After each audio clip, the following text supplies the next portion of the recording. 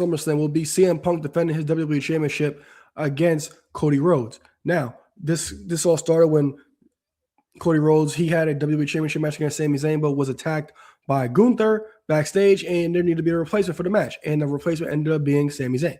Now, Sami Zayn would not be prepared to face CM Punk and will lose the championship. And CM Punk and Cody would have a square off, and that's when they made the match. And Gunther and Sami Zayn, they had opportunity at Saturday Night's Main Event to get in the match, but they were cost the match by Nick Aldis, SmackDown General Manager at the time. Now, when it comes to this, they tried a lot to get here. They really did. They tried. Now, they had a backstage segment post Saturday Night's Main Event from a little, I guess you could say, a cheap shot, because they keep going back to this because CM Punk, he is known to throw these little cheap shots. And he threw the belt back and hit Cody in the face. Cody was questioning, hey, what are you doing? Was that on purpose or not? And CM Punk saying, look, it was an accident. I'm not apologizing for it, but I'll apologize for it, but I'm not apologizing for this. So we got that interaction, as you can see on the screen. And then this happened at the SummerSlam kickoff panel.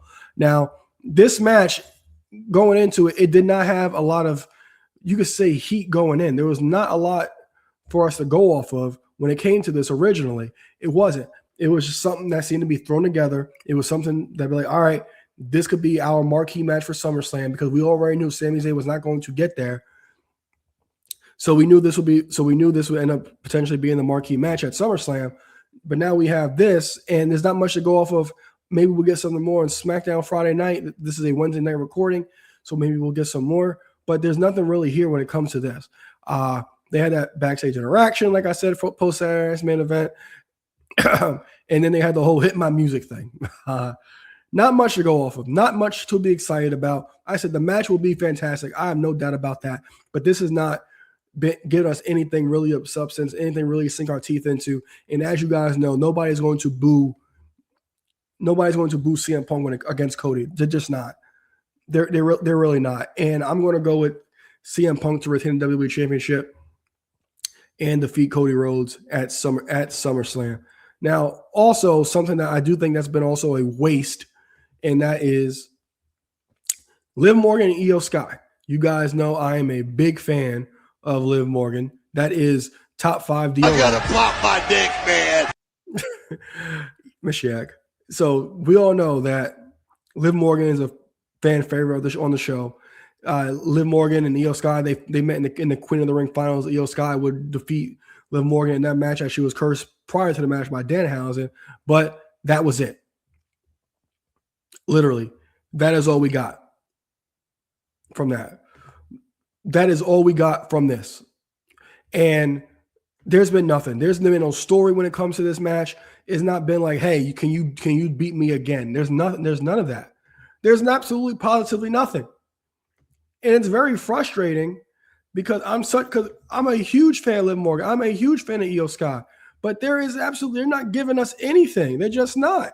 And it's hard to watch this stuff because you want it to be so good, but they're not giving you the proper tools to sink your teeth into. They're just not. Like, I want this to be so good, but it's not. I just do. Like, it really has been absolutely positively nothing. And for Liv Morgan to have a 100-day title reign and no defenses is absolutely asinine to me and completely crazy. It just is. It makes absolutely positively no sense to me that this is actually going on when it comes to Liv Morgan. Absolutely unacceptable. Absolutely mind-blowing that your top star, who clearly is a star, this is not just me just blowing smoke. She is a star. Your top star not doing anything for 100 days. She entered the Queen of the Ring. Like, granted, like, I'm not mad about the fact that she actually did that, because I do think it's actually creative booking. But the thing is, she's not doing anything with her title. She's just not. And it's very, I can't get behind this. I can't. All right. What's up, Arrow? Let's see. Let me see. All right, let's see what Arrow says. Arrow says the fact that they played with the 30-day title defense rule is crazy. He says, ass, Danhausen cursed the damn world with Monday's show. We'll get to that. We will get to that, Arrow. But like I'm saying, like this is been very frustrating for me. And Io Sky is somebody that I can get behind 100%. But this has not been remotely good. The easiest story to tell is, can you do this twice? They're not even doing that. Liv's angry the night after Queen of the Ring. Like I'm prepping for the show, and I'm seeing if I miss anything, and I don't miss anything. There's nothing of substance when it comes to this story. In a lot of these stories I'm going to be discussing tonight. There's just not.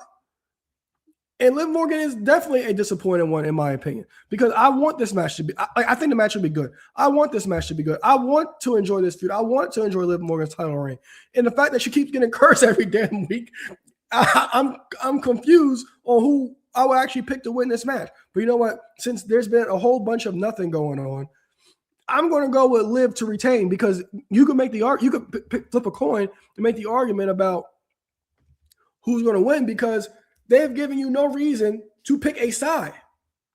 Io won Queen of the Ring. Liv keeps getting cursed, but they're not giving you a reason. Other than that, they're not giving you a reason to think why Liv would lose the title. And plus, you got Money in the Bank coming up, and they keep throwing this friction together with the Judgment Day all the time. Now, shout out to Raquel for winning the WIC title, but there's nothing else really going on. So I'm going to go with Liv Morgan to retain her Women's World Championship at SummerSlam.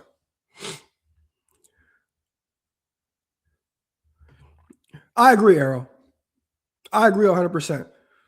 They probably won't give her a good story. Well, they probably won't give Io a good story as champ. I believe it, because another thing, like I'm not sure if you've been following, but I've been a big JC Jane fan. I thought JC Jane would have been the one to face Rhea at SummerSlam, but if Rhea was able to go, maybe we would have got Io and Rhea at SummerSlam. That could have been interesting. That could have been way more interesting than this, because of that whole friendship thing and the fact that Rhea has never beat Io.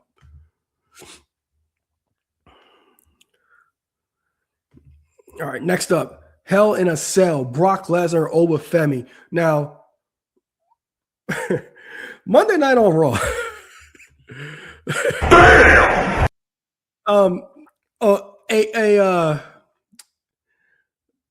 A weigh-in inside the cell. I guess they're trying to get creative. I guess.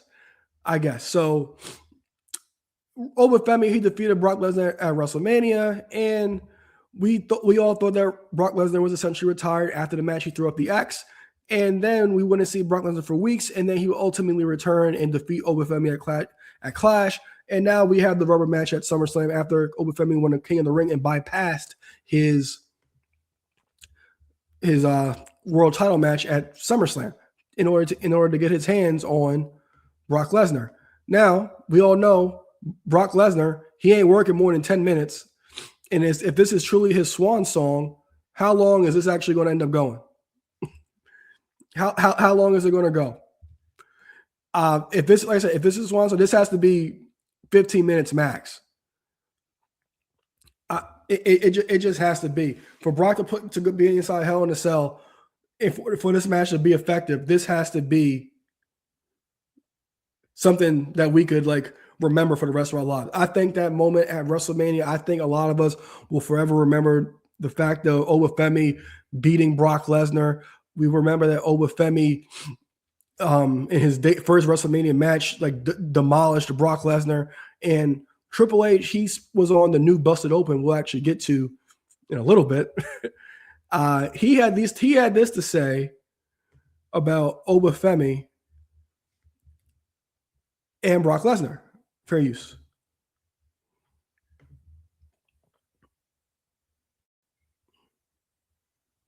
These guys are Brock, right? Brock is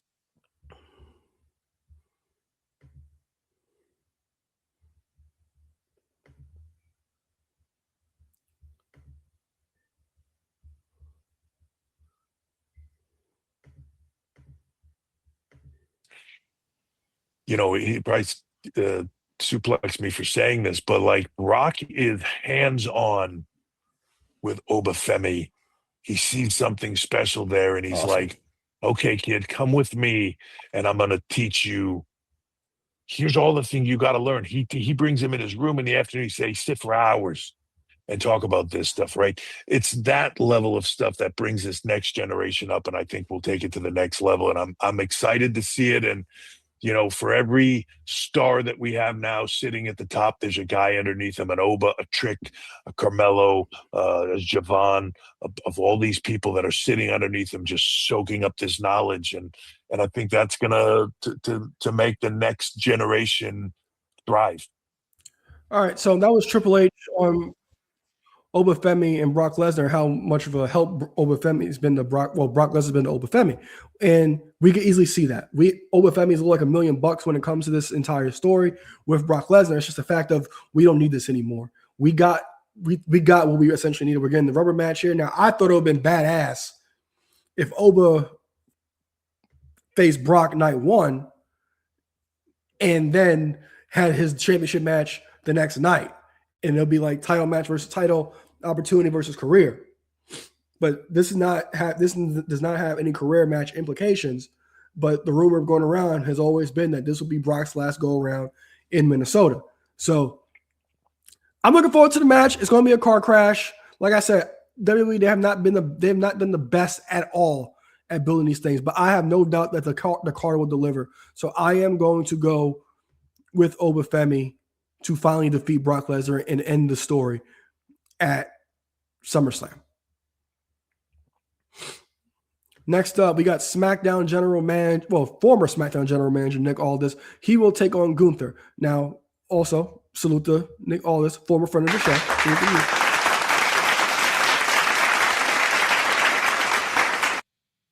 Now, this is something that I never thought I would. Let me take that back.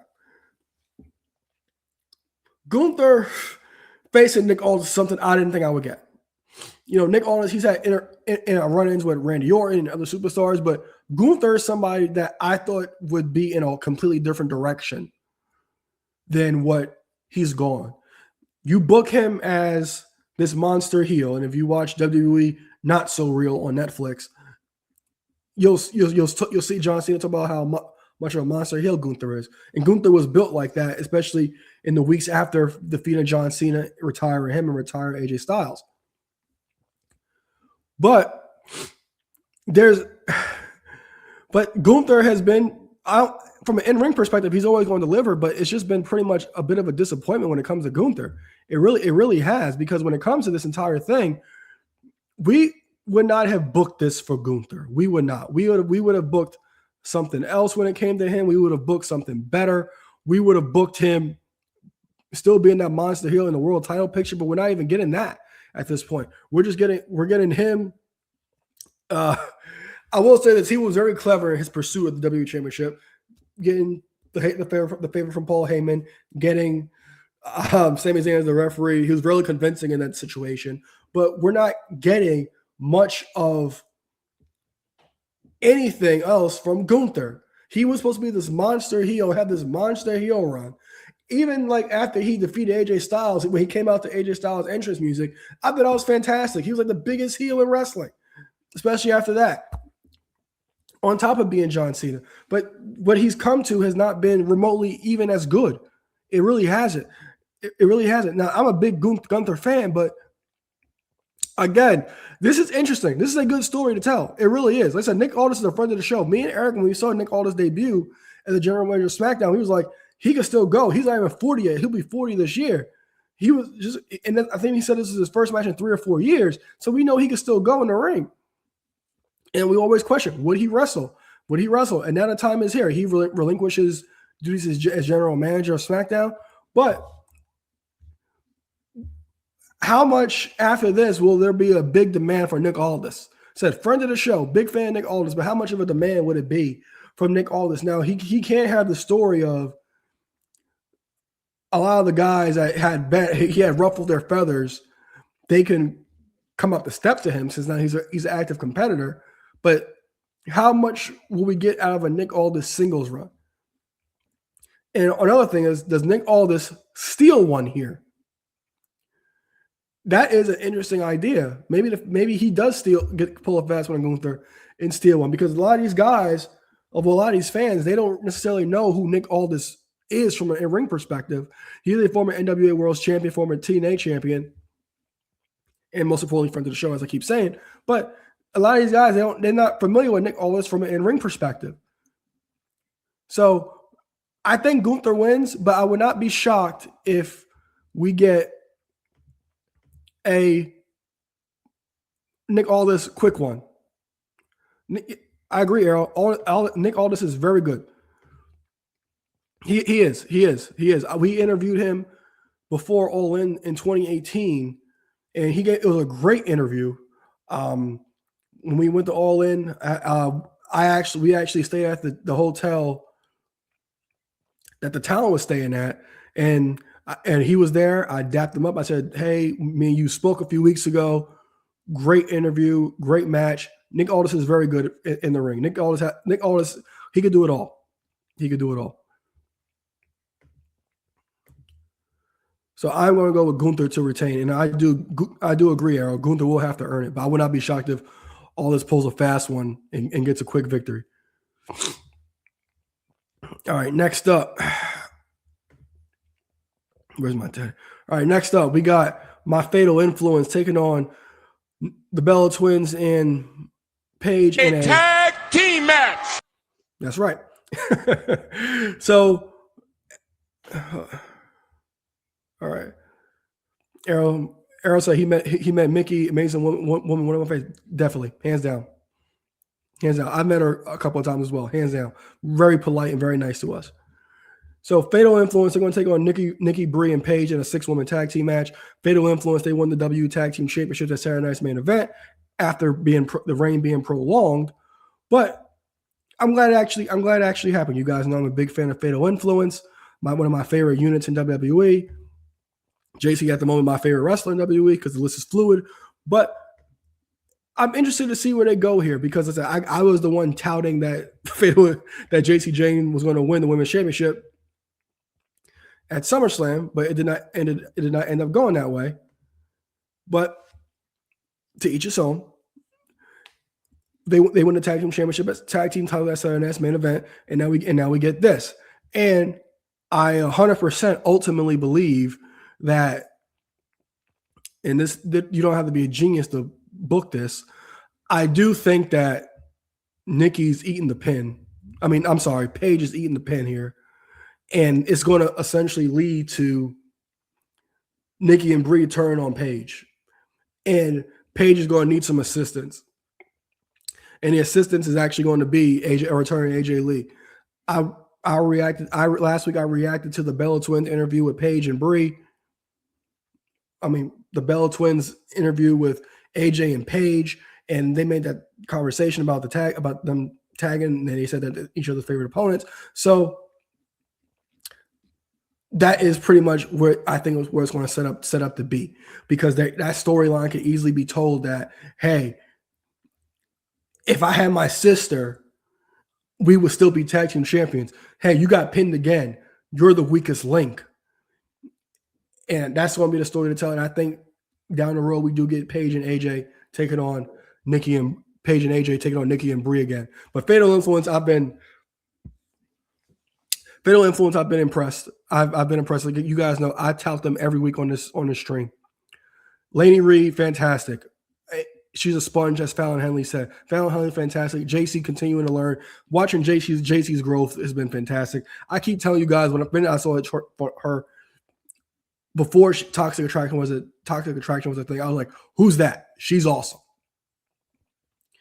And to watch the growth as she continues to do, and essentially able to do everything in everything, in-ring, mic, promo, everything. She could do it all. And I'm looking forward to what Fatal Influence has in store. She also called out Tiffany for her WUS title. And I'm interested to see if we end up getting that, because there's also that thing with Blake Monroe. She's been interacting with Tiffany Stratton as well. So we'll see who's going to get the next knock at that championship. But looking forward to see what's up the pike for JC Jane and the rest of Fatal Influence. And the final match for night one It's going to be the Usos and Jacob Fatu taking on Royce Keys, LA Knight, and Solo Dolo Sikoa.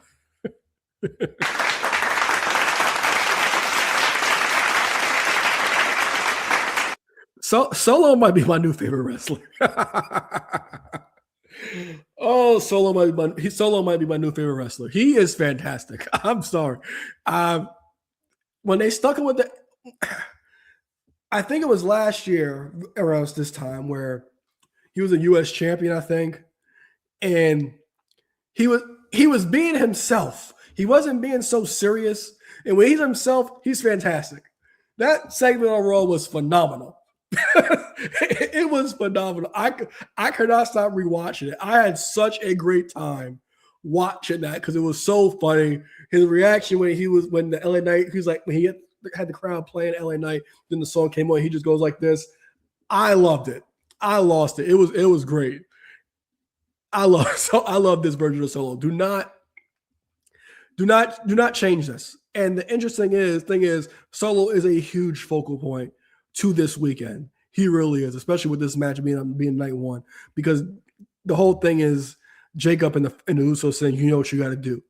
And Solo saying, I'm fine where I'm at. And this is actually the first time Solo's alone because the MFTs are gone. It's just Solo legit he's Solo Dolo at this moment. So I'm interested to see what they actually do with him. And I just pray to God they do not put him back with the bloodline. Leave him alone. Just leave him alone. So I'm going to go in this matchup. All right, let me see. What Arrow say? His anti-hero or face might work. I agree, but Solo better than him. Yeah, Solo is a better as you said, anti-hero or face, whatever you want to call him. He is fantastic. He is fantastic. He is hilarious. He has, I think he might have more charisma than his brothers at this point. I really do. So the thing is, like I said, he is an integral part of the night because we have night 2 of the main event for the heavyweight championship of the world. And this has been about family. They keep saying, you know what you got to do to Solo. So I'll get to that momentarily, but I am going to go with the Usos and Jacob Fatu to win this match.